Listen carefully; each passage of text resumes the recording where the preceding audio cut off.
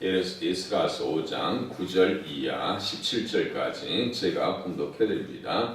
우리가 그 장로들에게 물어보기를 누가 너희에게 명령하여 이 성전을 건축하고 이 성곽을 마치라고 하였느냐 하고 우리가 또 그 우두머리들의 이름을 적어 왕에게 아뢰고자 하여 그들의 이름을 부른즉 그들이 우리에게 대답하여 이르기를 우리는 천지의 하나님의 종이라 예전에 건축되었던 성전을 다시 건축하노라. 이는 본래 이스라엘의 큰 왕이 건축하여 완공한 것이었으나 우리 조상들이 하늘에 계신 하나님을 노엽게 하였으므로 하나님이 그들을 갈대아 사람 바벨론 왕 느부갓네살의 손에 넘기심에 그가 이 성전을 헐며 이 백성을 사로잡아 바벨론으로 옮겼더니 바벨론 왕 고레스 원년에 고레스 왕이 조서를 내려 하나님의 이 성전을 다시 건축하게 하고 또 느부갓네살이 예루살렘 하나님의 성전 안에서 금은 그릇을 옮겨다가 바벨론 신당에 두었던 것을 고레스 왕이 그 신당에서 꺼내야 그가 세운 총독 세스바살이라고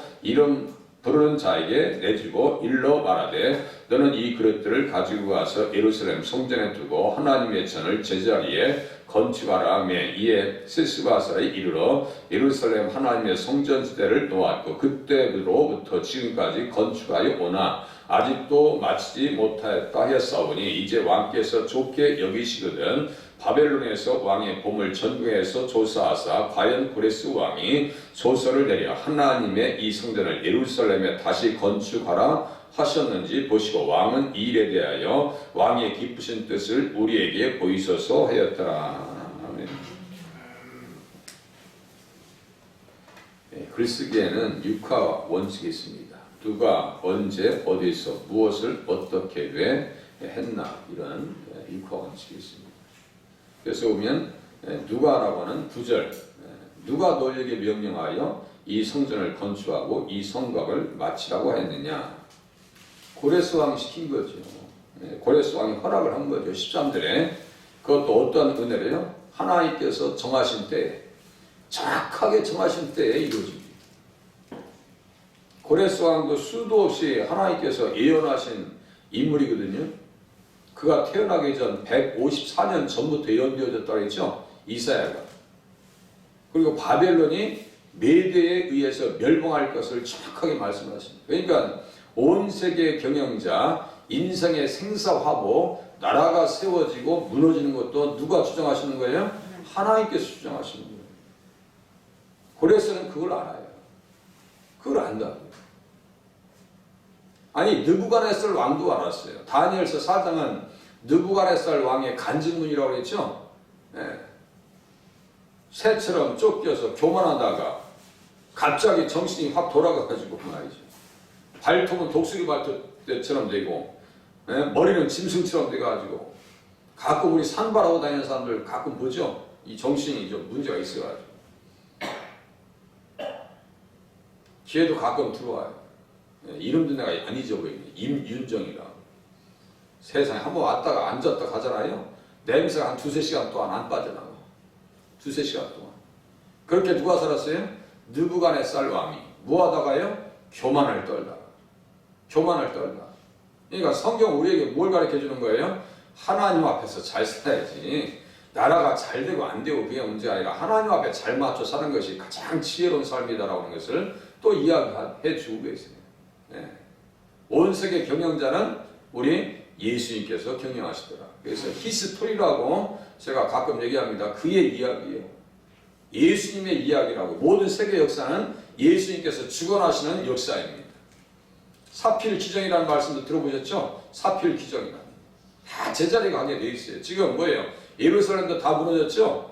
누가 그렇게 했는가? 언제? 13절 보세요. 바벨론 왕 고레스 원년에. 언제? 원년에. 통치 원년에. 그러니까 이 사람이 뭐예요? 태조왕이요. 메데 바사의 태조왕이다 이렇게 이해하시면 돼요. 어디에다가? 예루살렘에. 그죠? 15절에 보니까 일러 말하되 너는 이 그릇을 가지고 가서 예루살렘에 무엇을? 성전을 건축하라. 성전을. 어떻게 하라고? 금은 그릇을 옮겨다가 그걸 가져가다 해라고. 그것이 어디 나와요? 1장 7절에서 11절까지 나옵니다. 예, 1장 한번 보세요. 1장. 이거 지나가는 거지만 자꾸 이거 되새김질 하셔야 됩니다. 말씀을 되새김질하고 반복하고 그래야 내 삶에서 이게 어떤 의미가 있는지를 깨닫게 되어지고 왜 그렇게 해야 되는지를 알게 된다고요. 명분을 깨닫고 이유를 알고 확실히 알아야 주님 앞에 신앙생활 잘한다니까요. 고레스 왕이 또 여호와의 성전 그릇을 꺼내니 1장 7절 옛적에 느부갓네살이 예루살렘에서 옮겨다가 자기 신들의 신당에 두었던 것이다. 이게 다니엘서 1장 1절 2절이에요. 바사왕 고레스가 창고지기 미드르닷에게 명령하여 그 그릇들을 꺼내어 세워서 유다 총독 세스바살에게 넘겨주니 이 세스바살이요 스룹바벨입니다. 그러니까 이름을 두 개 쓴단 말이에요. 저희 집도 이름이 다 두 개예요. 저도 집에서는 옛날에 동수라고 불렀고 밖에서는 동청이라고 해요. 여기 오시는 형님 집사님도 집에서는 동세비, 밖에서는 동구 이런 식으로. 그러나 학교 가서 내 이름을 알았다니까요. 동천이. 갑자기 김동천이 누군 줄 알아요? 예? 집에서 여기 우리 오시는 사모님 계셔요. 아니 학교 가서 당신의 이름을 알았다는 거예요. 예? 사모님이 정삼이 사모님이 되시는데 학교 가셔서 당신의 이름을 알았다. 그러니까 왜 이름을 그렇게 옛날에 이장들 되시는 분들이 좀 그걸 아시니까 가서 호적 올리라고 하면 자기 마음대로 이름 올리고 그랬는가 봐요. 이 세스바사라고 누구랑 같다고요? 스룹바벨과 같다. 스룹바벨 세스바살에게 넘겨지니 그 수는 금접시가 30개요 은접시가 1000개요 칼이 29개요 금대접이 30개요 그보다 못한 은대접이 410개요 그 밖에 그릇이 1000개이니 금은 그릇이 모두 5400개라 사로잡힌 자를 바벨론에서 예루살렘으로 데리고 갈 때에 세스바살이 그 그릇들을 가지고 갔더라. 이게 다 무슨 용도라고 그랬어요? 제사. 피를 뿌리고 한번 제사를 드릴 때 수천 마리 수백 마리가 드려집니다. 그럼 이 그릇도 말이죠 어찌 보면 부족한지도 몰라요. 잘못했다면 그냥 우리 그릇에 우리 안 쓰는 그릇 많이 가져왔다고 서로가 나눠가고 그런 거 아니라고 했어요. 이 칼도 뭐예요? 29개예요. 칼이 29개예요. 뭔가 있어요? 각을 뜨고 잘라내고 기름을 잘라내고 여러분들 우리 육간에 저기 고깃집 가보세요. 막 아침부터 바빠요. 막 칼로 쫙 해가지고 막 각을 뜨고 갈비살 갈라내고 이거 보셨잖아요. 그 용도입니다. 다시 이제 가보세요. 그것을 가지고 금은 그릇을 옮겨다가 14절에 금은 그릇을 올려다가 왜 그렇게 성전을 건축해야 됐는가? 왜? 12절에요. 우리 조상들이 하늘에 계신 하나님을 노엽게 하였습니다. 이스라엘 안에서나 밖에서나 하나님은 통치자입니다.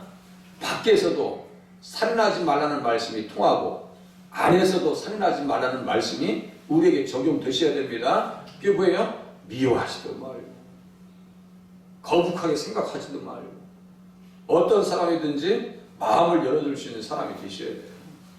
절대로 이거요 하나님 말씀 그대로 되어집니다. 밖에서도요 노엽게 하였습니다. 하나님 앞에 신앙생활을 잘해야죠. 이 성전이 도대체 어떤 의미인가 제가 계속해서 같이 보고 있어요. 성전 자체가 어린 양의 성전이다. 계시록 21장 22절 어린 양이 성전이에요. 어린 양이. 그러니까 성전을 통해서 누구를 모시려고요? 예수님을 모시려고. 그렇게 담대하게 성전을 건축하고 있는 이유는 뭐예요? 예수님을 증거하고 하나님의 말씀을 들으려고요. 우리가 교회에 왜 오시는 거예요? 주님 앞에 오셔서 말씀을 듣고 가시려고. 그래야 한 달을 잘 살 수 있기 때문에 주님과 동행할 수 있기 때문입니다. 그것이 하나님을 기쁘시게 하는 방법이에요. 말씀을 잘 듣고 이해하고 그 말씀을 묵상하면서 기도하시는 것이요. 그게 성령의 교제입니다. 성령께서 우리 안에 하나님과 함께 교제하게 하시는 역사예요. 그러니까 말씀이 없으면 하나님과 교제가 안 이루어지고 교회 안에서도 성령의 교제가 이루어지지 않아요. 이 교제를 제가 가끔 말씀드리거든요. 축도할 때도 하나님의 은혜와 예수 그리스도의 사랑과 성령님의 교통하심, 그죠? 교통이 뭐예요? 교제입니다. 그죠? 그런데 하나님과 교통하고 교제할 수 있는 것은 뭐가 있어야 돼요? 말씀이 있어야 돼요. 제가 만약에 우리 정국 집사님이랑 밖에서 만났어요. 그러면 가만히 앉아가지고 얼굴만 쳐다보고 눈만 보고 가는 경우가 어디 있겠어요? 예? 아니 어디 저기 찻집이나 아니 카페 같은 데 가서 앉았으면 우리 정사님 만났을 때 가만히 눈만 쳐다보고 있다가 말도 없이 그냥 이렇게 하늘 쳐다보고 이렇게 가는 사람이 어디 있냐고요? 주고받는 대화가 있어야 될 거 아니에요? 하나님 앞에 나오셔서는 무엇을 들으셔야 돼요? 말씀을 듣고 이해하고 깨닫고 내가 어떻게 살아야 되겠다라고 하는 반응을 보이셔야 그것이 뭐라고요? 성령의 교통하심에 은혜가 있는 것이고 교제가 가능한 거예요. 그러니까 말씀이 중심이 되셔야 돼요. 어떤 교회든지. 그 교제가 제대로 이루어지면 우리 주님이 기뻐하십니다. 그거 한번 귀절 볼게요. 빌레몬서 몬자 써있어요. 이렇게 보시면 맨 뒤에부터 성경에 개, 딘몬, 희약, 벳, 요, 유, 개 이렇게 써있어요. 딘몬 이렇게 써있는데 히브리서 바로 앞에요. 히브리서 바로 앞에. 계시록 뒤부터 해보세요. 히브리서 개유요 벳약히 빌레몬 딱 한 장 있어요. 1351페이지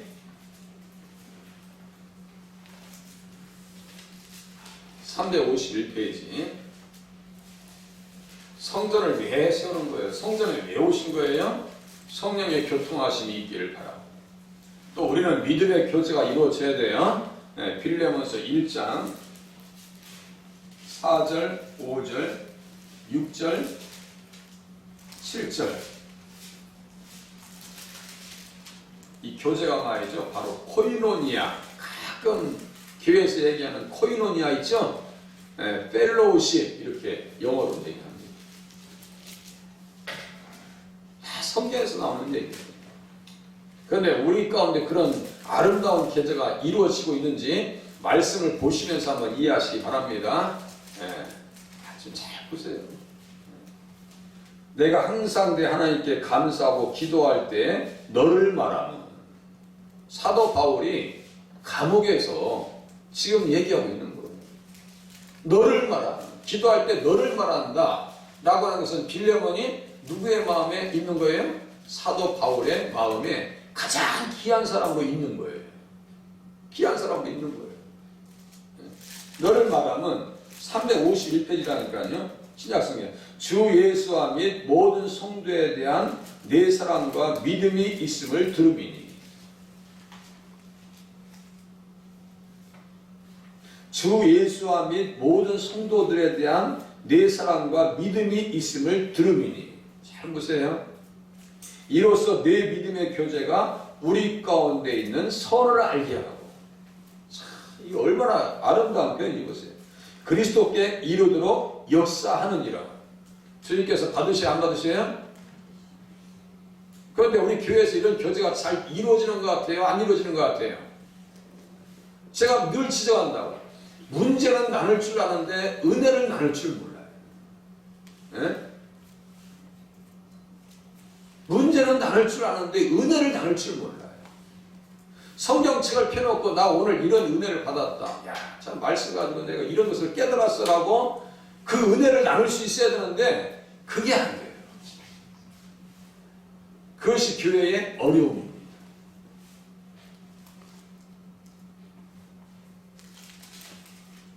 형제여 성도들의 마음이 너로 말미암아 평안함을 얻었으니 교제의 결과예요. 그죠? 하나님이 기뻐하시죠? 형제여 성도들의 마음이 너로 말미암아 평안함을 얻었으니 내가 너의 사랑으로 많은 기쁨과 위로를 받았노라. 이런 사람들이 되셔야 됩니다. 사역자들, 특별히 기도하시는 분들은요, 이 정도 수준까지 가셔야 돼요. 마음을 편안하게 해줘야 되고요, 가볍게 해줘야 돼요. 가볍게 해줘야 됩니다. 그렇지 않을 때는 우리가 많이 반성을 해봐야 되는 거예요.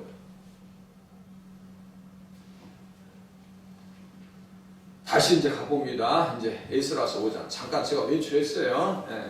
성전에 오면요, 늘 말씀 가지고 교제가 이루어져야 되고, 인격적인 만남이 이루어져야 돼요. 누구와 가장 먼저요? 말씀을 통해서 하나님과의 인격적 관계가 형성되셔야 됩니다. 그게 안 되면요, 신앙생활 참 어렵습니다, 이게.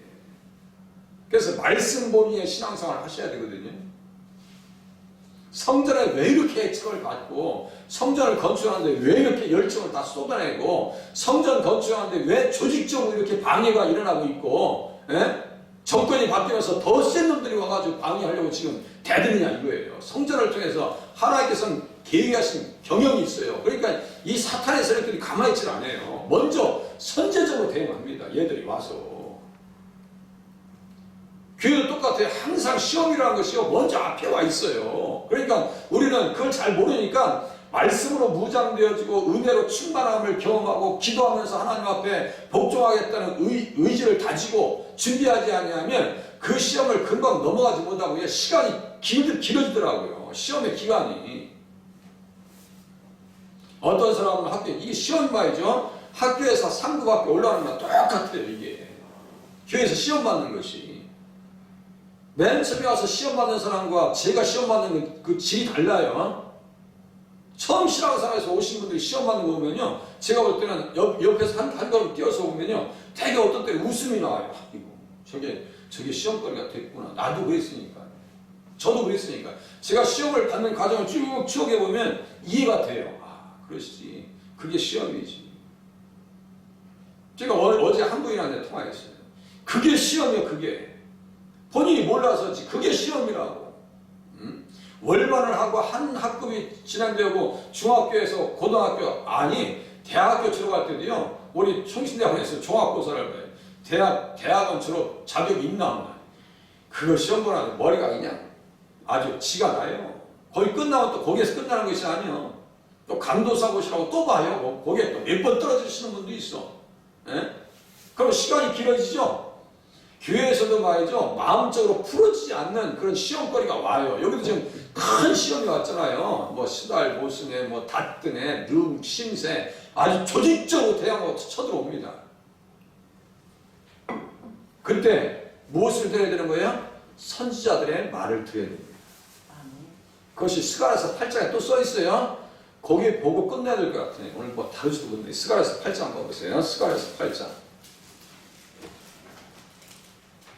선지자들의 말을 들려야 되는지 안 들려야 되는지 보세요. 학개 스가랴 8장. 펴놓으신 분들은 눈으로 쫙 보세요. 성전 지대를 놓을 때 하면서 그 내용이 나와요. 9절 나오네요.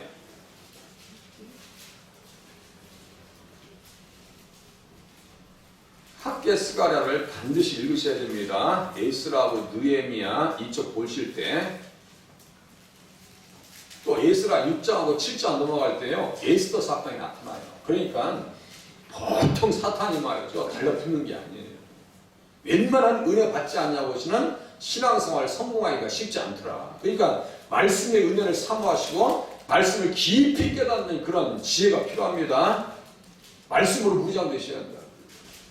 그럼 자기 본인의 신앙이 된다고 잘못되면요, 그러면 나중에 긍정적인 역할을 못합니다. 역기능의 역할을 감당한다. 이게 무섭다고요, 이게요. 자, 8장 9절. 스가랴서 8장 9절. 만군의 여호와가 이같이 말하노라. 만군의 여호와의 집 성전을 건축하려고, 그죠? 여호와의 집 곧 성전을 건축하려고 그 지대를 쌓던 날에 있었던 선지자들의 입의 말을 이 날에 듣는 너희는 손을 견고히 할지어다. 들어야 어떻게 할 수 있어요? 견고하고 담대하게 성전을 건축할 수 있더라. 들어야 내 자신도 세울 수 있더라. 하나님의 말씀을 잘 들어야 나 자신도, 내 자신도 하나님 앞에 세울 수 있더라. 우리들도 성전입니다. 하나님의 성령께서 거하시는 성전입니다. 우리도 성전이에요. 늘 관리 잘하려면 어떻게 돼요? 단순하지 않아요. 이 교회 건물 관리하는 것도 쉽지 않아요. 제가 보니까요, 위에 3층에 옥상에 세상에 방수공사하는데 9일부터 오늘까지요. 9일부터 오늘까지 며칠 공사하고 15일? 제가 이렇게 공사를 길게 해본 적이 없어요. 계속 관리하고 또 가서 쳐다보고 또 눌러보고 확인하고 눈으로 확인하고 잘못된 거 다 깎아내고. 아니 방수공사라는 것도 15일 걸리는데요. 성전 건축하는데 이게 지금 몇 년 동안 그렇게 준비됐다고 했어요? 16년. 그리고 몇 년 만에 완성해요? 20년 만에 완성. 20년 동안 일할 때 얼마나 많은 시험들이 왔겠어요. 또 책만도 듣죠? 그런데 말씀을 듣는 사람들이 어떻게 했다고요? 선지자들의 입의 말을 이날에 듣는 너희는 손을 견고히 할지어다. 그러니까 뭐예요? 어제 돌, 큰 돌이 어떤 돌이가 있어요?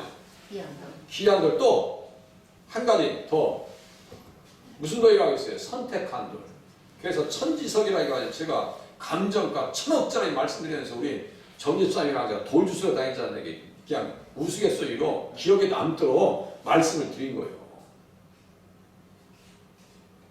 우리가 정자 세우듯이 그냥 아무 생각 없이 돌 이렇게 큰 거 갖다가 세운 게 아니에요. 거기에는 영적 의미가 다 담겨 있어요. 성전에 대한 하나님의 관심과 사랑은 무엇이기 때문에요? 이게 또 보세요. 3절. 이것도 외우셔야 될 말씀이에요. 스가랴서 8장 3절.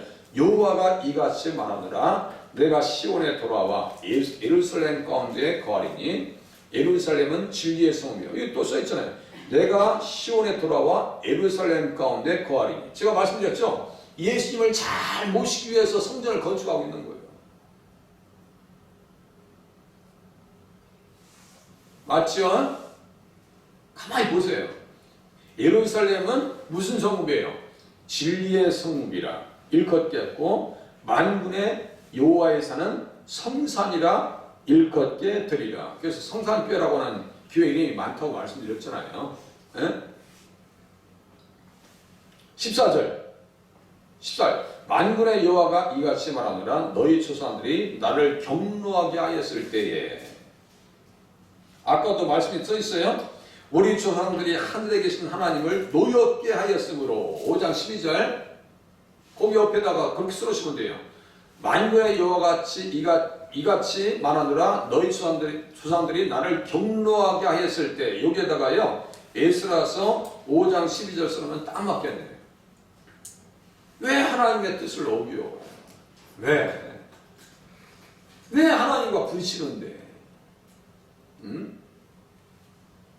하나님 앞에 부딪히면 살 수 있는 길이 없어요. 하나님께서 우리의 삶 가운데 일방통행하셔야 됩니다. 일방통행. 오늘도요 내 자신을 세우는 날입니다.